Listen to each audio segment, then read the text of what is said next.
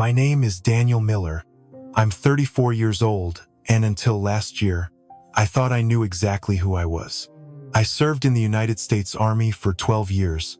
I was a captain in a special forces unit. I followed every rule, believed in honor, loyalty, truth. I wore that uniform like it was stitched into my skin. Everything I did with the kind of discipline that only comes from being raised in a military family. I grew up on base in Fort Bliss, Texas. My earliest memories are the sound of jets overhead, my dad's flight boots by the door, and the scent of old leather from my grandfather's chair. Grandpa Reuben was a retired Marine, decorated, respected, never spoke more than he had to. My dad flew for the Air Force, strict but fair, dinner at 1,800 sharp. Beds made tight enough to bounce a quarter. Honor wasn't just a value in our house. It was the law. The men in my family didn't talk much about emotions. They taught by doing. I learned to shoot before I turned 12, how to read a map blindfolded by 15, and enlisted as soon as I was old enough. I never questioned any of it. Not my upbringing, not the expectations, not even the silences that sometimes fell too heavy at the dinner table. I thought they were just old military ghosts. I didn't know they were secrets. Then, last fall, my grandfather got sick, lung cancer, fast, aggressive, and mean. Watching a man like that, steel spine, calloused hands, the kind of presence that made entire rooms go quiet, turn into someone so frail, felt wrong. Like watching a mountain crumble. I visited him every day at the VA hospital. Some days, he didn't know where he was. Others, he told stories I'd never heard before, mostly about men I didn't know. Places he'd served that didn't match anything on his record. One night, he was more lucid than usual. I had just finished adjusting his oxygen line when he grabbed my wrist, tighter than I expected from someone that weak. He pressed a small, sealed envelope into my hand. His eyes were glassy but sharp, like he was seeing through time. His voice was a whisper, barely audible over the machines. "Don't open this here. Run." I froze. Not because of the words, but the fear in his eyes when he said them. I'd seen him face down armed enemies without blinking. But this scared him. I nodded and tucked the envelope in my pocket, trying to pretend nothing had changed. But something had. That night, I couldn't sleep. I stared at the envelope for hours. What could be inside that would make a man like Reuben Bridges afraid? I didn't open it, not yet. But in that moment, everything I thought I knew about my family, my legacy, even myself suddenly felt fragile. Like maybe my life wasn't built on honor, but on a story someone else wrote for me. And I had no idea how far the truth would go to rewrite it. The room smelled like bleach and time. I'd spent enough nights in military hospitals to know that particular blend of disinfectant and something older, something human. My grandfather lay still, his chest rising and falling with effort, every breath rattling like gravel in a tin can. The machines around him beeped steadily, almost rhythmically, like a metronome counting down the seconds I had left with him.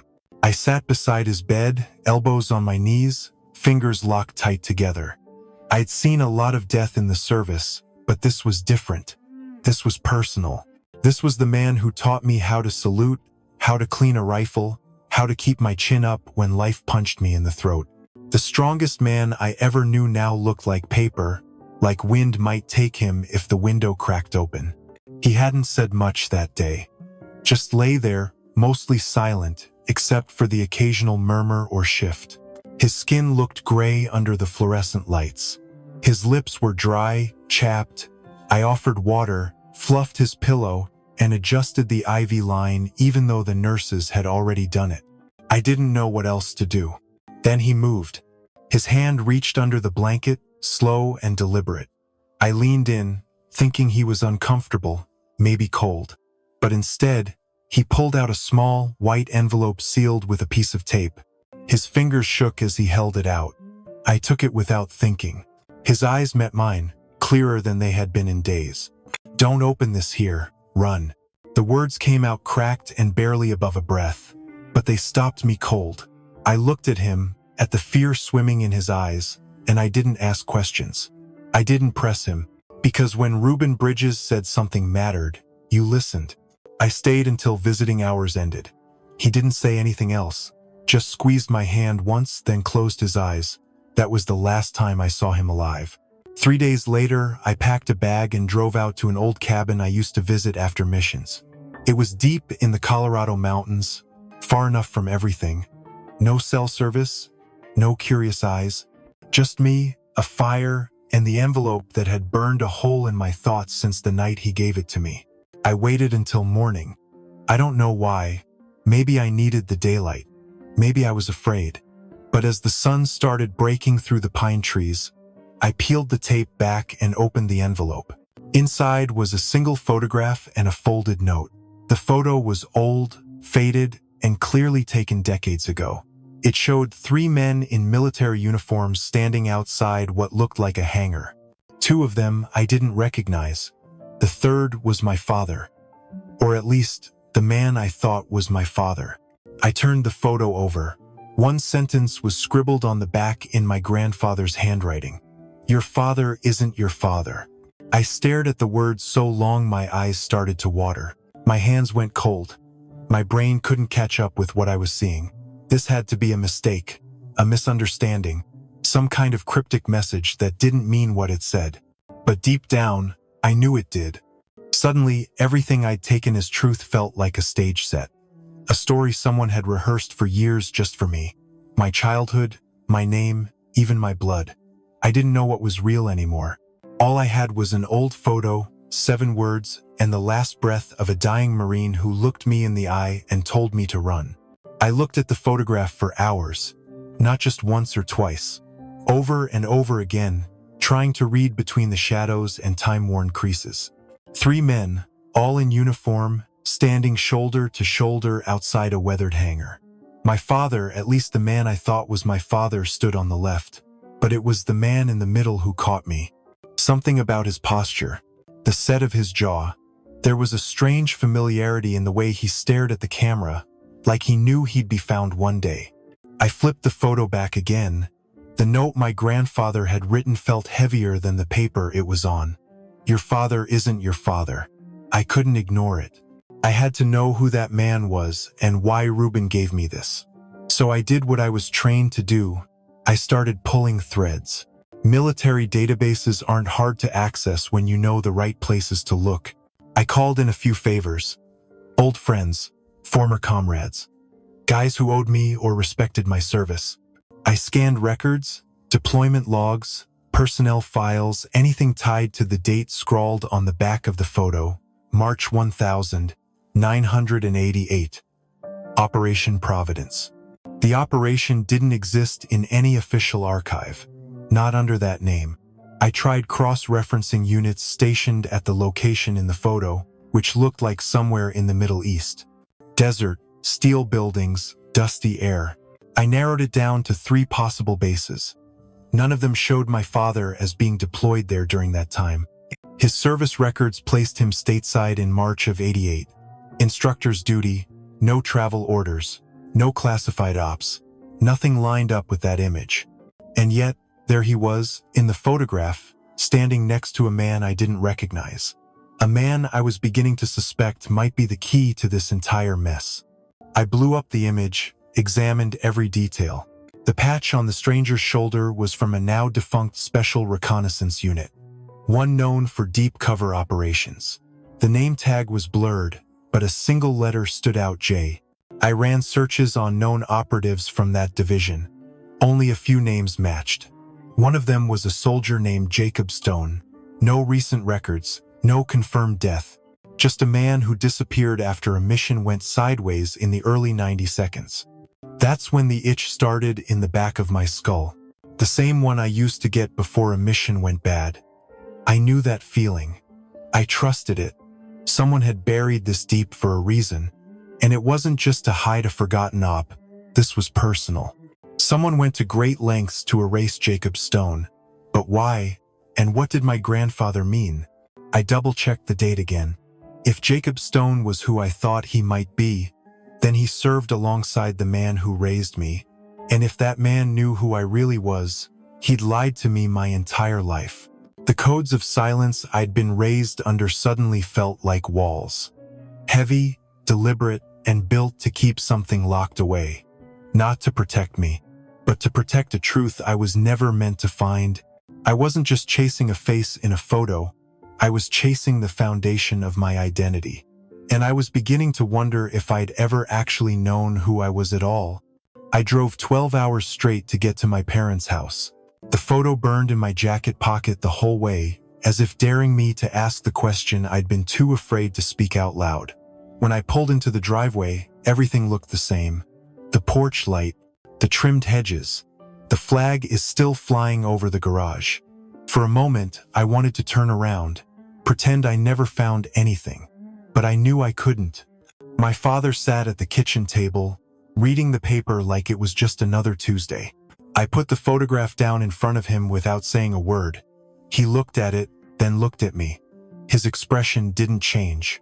He didn't flinch. "Where did you get this?" I told him it was from Grandpa. His jaw tightened.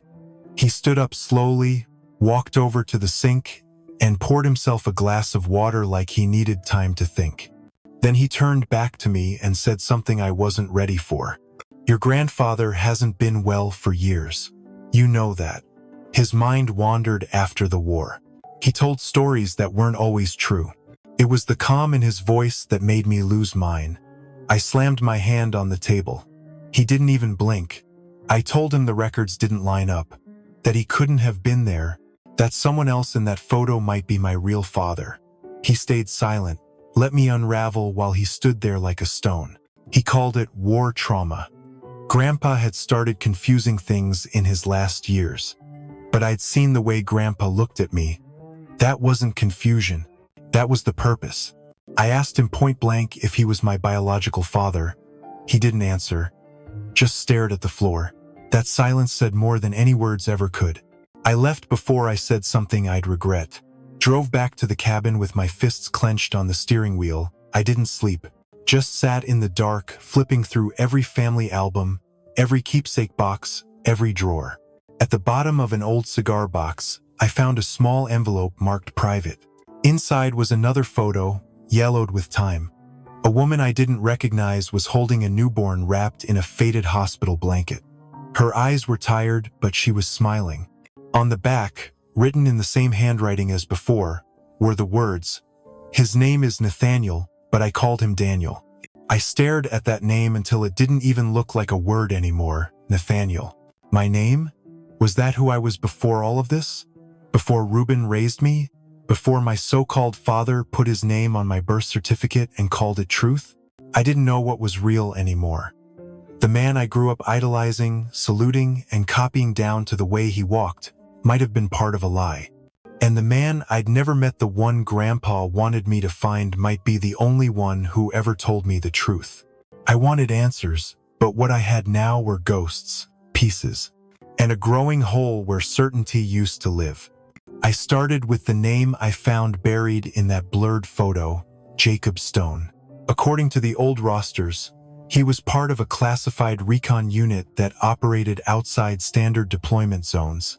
His record ended abruptly in 1991. No death notice, no discharge, just vanished. That didn't happen by accident. I contacted every veterans network I had access to, posted feelers in forums for retired operators. Most replies led nowhere. A few names rang distant bells. One guy remembered a Jacob from Panama, another from Syria. Both said the same thing. He disappeared after a mission that no one wanted to talk about. Eventually, a nurse at a long-term care home for veterans outside Santa Fe agreed to speak with me. She was hesitant, even after I gave my credentials. When I asked about Jacob, she looked around the room like someone might be listening, then whispered something that stopped me cold. "You don't know what you're digging into." She didn't give me an address, but she slipped me a name and a town. That was enough. I packed my gear and headed north.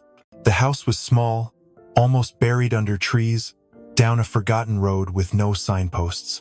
I approached slowly, cautiously, noting every detail like I was back in a hostile zone. Windows boarded from the inside. Motion detectors disguised as birdhouses. Someone with a military mind lived here. Someone who didn't want to be found.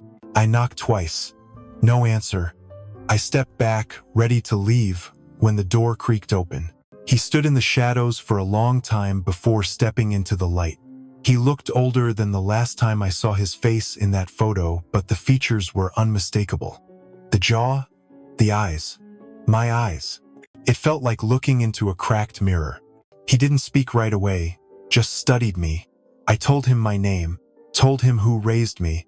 I asked him if he knew Reuben Bridges. He nodded once. Then, with a voice like gravel and dust, he said the words that split my world in half. "I'm your father." I didn't say anything for a long time. Couldn't. My brain refused to make sense of it. The room was quiet except for the slow tick of a clock on the wall. I looked at him. He didn't look away. He didn't explain. Just let it hang there like a truth I had to pick up myself. Everything I believed shifted in that moment. Every memory, every salute, every story I'd ever told about where I came from. I wasn't Daniel Miller, son of an Air Force captain. I was someone else. And the man standing in front of me wasn't just a stranger anymore. He was the beginning of a new story I hadn't chosen, but one I had to follow. He didn't speak like a man bragging about the past. His words were steady, worn smooth by time and regret. Jacob told me about Operation Providence like he was peeling bandages off a wound that never healed. In 1987, he was part of a deep-cover task force investigating a weapons smuggling ring inside the military. Not just rogue soldiers, high-ranking officers, names that were never supposed to surface. The kind of people with the power to erase entire records and make witnesses disappear. The operation went sideways. A shipment was intercepted, someone on the inside leaked names, and 3 operatives ended up dead. Jacob made it out alive, but barely. He testified before a secret military tribunal, handed over everything he had. After that, the government erased him, not out of punishment but protection. They moved him and his wife to a safe house, but safety was never real. His wife, Elena, died 6 months later in what the authorities called a car accident. Jacob never believed it. By then, they had a son, a toddler with his mother's eyes and Jacob's chin. They told him to give the boy up, that staying together would get them both killed. He refused at first, until someone shot through their kitchen window late one night and left a message pinned to the door. He had no choice. Reuben was his closest friend, a man he trusted more than anyone, a man who knew how to live with secrets. Jacob begged him to take the boy and raise him as his own. No trace left behind. No contact, no names, just a new life. Reuben didn't hesitate. He made the call, changed the birth certificate, filed the fake adoption papers, burned the originals. My name, my school records, even the photos on the wall, every part of me had been rewritten, all to keep me alive. And Jacob disappeared, retreated into the mountains, became someone no one would ever find unless they knew exactly where to look. I stared at him as he spoke, trying to picture the young soldier making that call, handing over his son and vanishing into silence. He looked at me and said he watched from a distance, just once. When I graduated from boot camp, said I stood taller than he remembered, that I looked like a man. He'd wanted to step forward, say something, but he knew he couldn't. I asked him why he never came back. His voice cracked when he answered, because the most loving thing I could do was disappear. That was the moment I understood, not just the weight of what he lost, but the shape of the love that had carried me my whole life. It wasn't in blood or names or birthday cards. It was in sacrifice, in silence, in the hardest choice a father could ever make. And he made it for me. I drove home slower than usual, not because I was afraid, but because I needed time to breathe. Time to carry everything I'd just learned and figure out where it belonged inside me. The truth had weight. Not sharp like betrayal, heavy like understanding. I had come face to face with the man who gave me life. But now, all I could think about was the man who gave me everything else. The house looked smaller than I remembered. Same porch swing, same tired paint.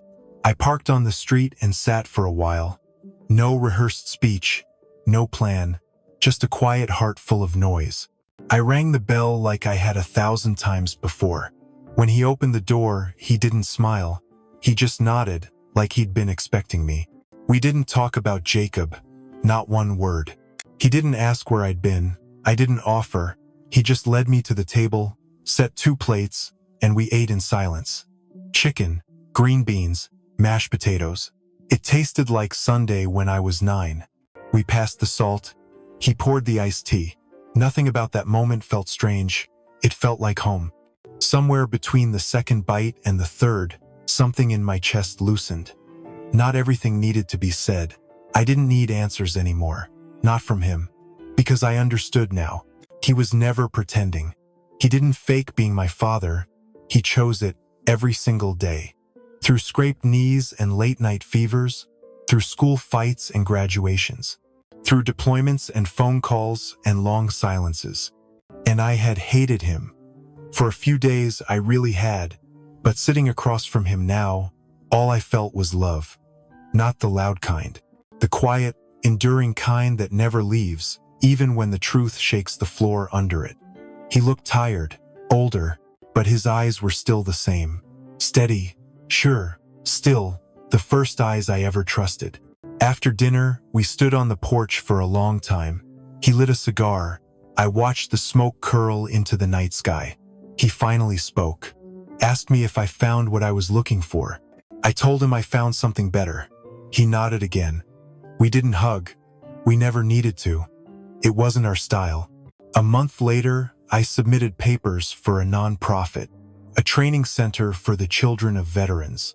Somewhere, they could learn discipline, resilience, and how to stand tall even when the world tries to knock them down. I called it Reuben House, because that name meant something. To me, to the man who raised me, and to the man who disappeared so I could live. I kept the truth to myself. No interviews, no reunions, no courtroom drama. Jacob and I stayed in touch, but from a distance. It felt right. I didn't need a new father. I had 2 already. One by blood, one by choice. And both had loved me in the only ways they knew how. Sometimes people think fatherhood is about DNA, about legacy, about who signs the birth certificate. But I've lived enough to know better. Fatherhood is showing up when it's hard, staying when it hurts, sacrificing without asking for anything in return.